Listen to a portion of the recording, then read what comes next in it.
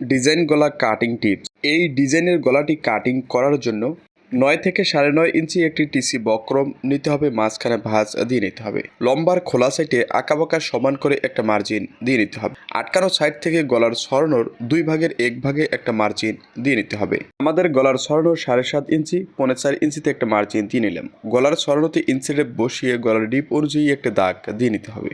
তো আমরা গলার ডিপ দেবো 7 ইঞ্চি। গলার ডিপ এবং গলার সরানো একটা স্কোয়ার ঘর তৈরি করে নিতে হবে। এরপর গলার ডিপ এর মার্জিন থেকে আমাদের 2 ইঞ্চি উপরে একটি দাগ দিয়ে নিতে হবে এবং কোনাকুনিতে 1 ইঞ্চিতে এভাবে অ্যাঙ্গেল শেপ করে দিতে হবে। এরপর এখান থেকে গোল রাউন্ড শেপ করে নিতে হবে, অর্থাৎ গোল গলা যে নেমে কাটিং করি।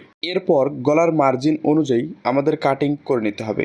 তো আপনি যদি আমার এই পেজে নতুন হয়ে থাকেন তো পরবর্তী ভিডিওগুলো দেখার জন্য অবশ্যই পেজটা ফলো করে সাথে থাকুন।